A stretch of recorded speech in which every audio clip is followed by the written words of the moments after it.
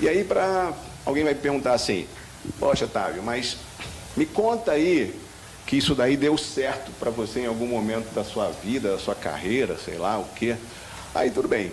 Então, quando eu terminei o MBA lá em Rotterdam, na Holanda, eu passei por um processo seletivo e depois do processo seletivo eu consegui aí me tornar diretor de marketing e vendas da Europa numa empresa de processamento e transação eletrônica de cartão de crédito. Então eu era um brasileiro, não sabia nada, não conhecia ninguém na Europa, e aí deram uma empresa lá, né, pré-falimentar, e o meu chefe, no meu primeiro dia de trabalho, falou assim para mim, Otávio, a gente assinou um contrato, né, você tem 3 meses de período de experiência, foi muito bem, eu vou te dar 2.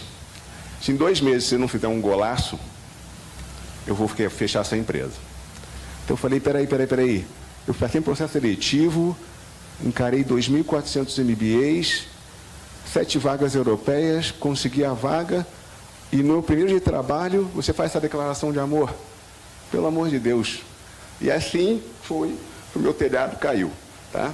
Então, gente, mas eu apliquei essa metodologia intuitivamente lá. E volto a lembrar, isso era o ano de 2000, ou seja, não existiam redes sociais, não existia LinkedIn, não existiam CRMs, não existia RP, não existia nada dessas coisas. A tecnologia mais avançada era Lotus 123 naquela época, para você ter noção.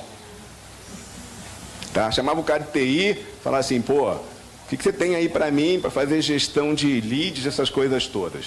Ó, tem esse negócio de Lotus 123, mas tem um negócio meio complexo aqui, é um balaio de gato, não mete a mão nesse negócio aí não. No final das contas, você não tinha ferramenta nenhuma. Era na planilhinha de Excel mesmo. Tá? E funcionou. Funcionou por quê? Porque vi quem eram os meus clientes, que eram uma cadeia de hotéis e restaurantes e estacionamentos em aeroportos. Vi quais eram os meus aliados, que eram os fornecedores de hardware. O que eu fazia? Eu puxava a transação eletrônica, que estava no hotel, roteava e levava para o banco, né, ou para o Amex com quem o hotel ou o estacionamento tinha o contrato. E fazia isso pela Europa inteira, num negócio chamado cross-border. É quando você podia pegar a transação de cartão de crédito da Alemanha e processar na Inglaterra e por aí vai. E então eu tinha os fornecedores dentro do grupo de telecomunicações e tinha minha equipe interna. Então esses eram os meus stakeholders que eu tinha que me relacionar. E aí eu fui ver o que era importante para os meus clientes, né? Então eles queriam atender a transação, não queriam perder a transação.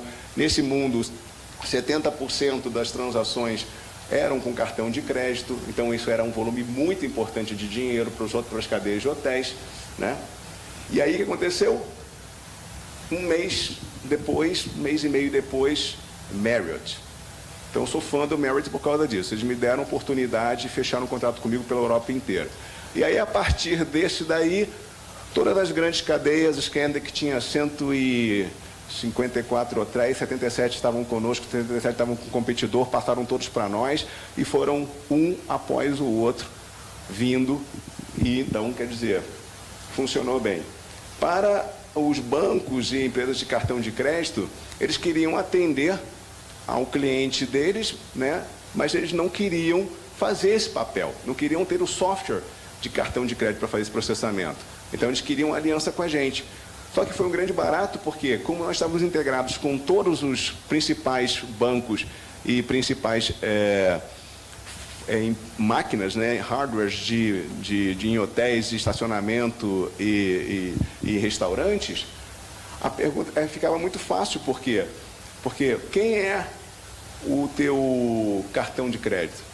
Quem é o processador da transação eletrônica de cartão de crédito?